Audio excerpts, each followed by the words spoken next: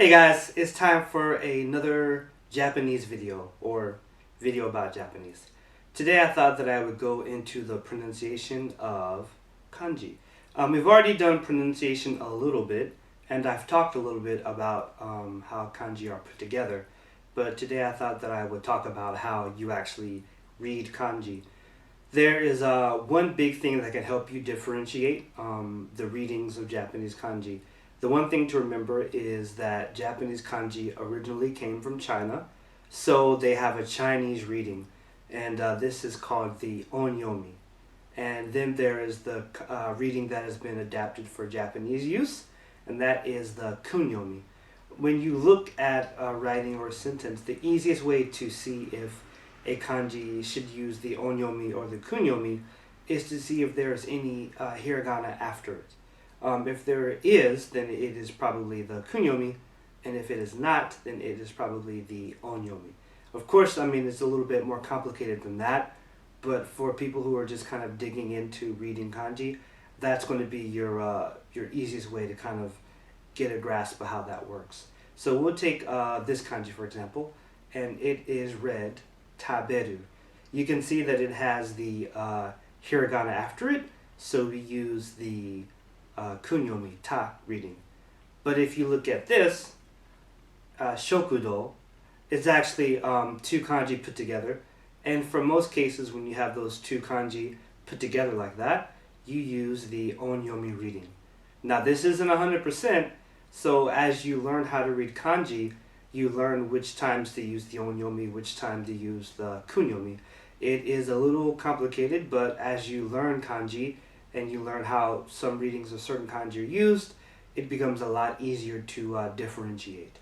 Now for people's names, that is actually a whole nother topic, so I'm going to skip that and leave that for later. In my last video, I talked about how a radical for a kanji can affect the way that it is read. That is true and it is not true. For some kanji, the radicals are used so often, it's not really feasible or possible for it to affect the reading. For example, we'll say ki, which means tree. There are many kanji that have on the left side of it the symbol for tree. And this kanji radical is used so much that it doesn't actually affect the reading at all. So you can imagine that it's just used too much, that its power is dispersed. But we use another kanji that is used. It means inside. It's the onyomi is chu. So whenever you see this kanji, or this radical in a kanji, usually its onyomi will be chu. That is the rule that you can use when you are reading kanji. Now I mentioned earlier about the Heisig method where he goes into pure groups, which this is. Every time you see this radical in a kanji, it always takes that reading chu. Now there are semi-pure groups where there could be 5 or 6 kanji that it uses this one reading, and then there's one that has an off reading, and then it kind of goes down from there.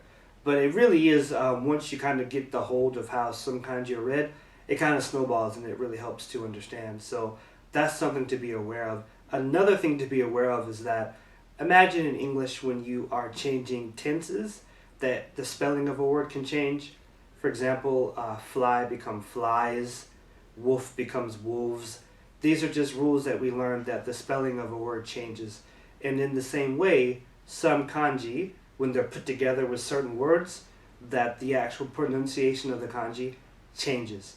Now, an easier one to remember would be numbers. For example, 100 is hyaku, but when you say like 300, it's not san hyaku, it's san byaku, and the pronunciation of the kanji changes. Now, it's not arbitrary, but I've never really figured out what the rules are for that. I just think it's one of those things that after you study it for a long time, it kind of seeps into your mind.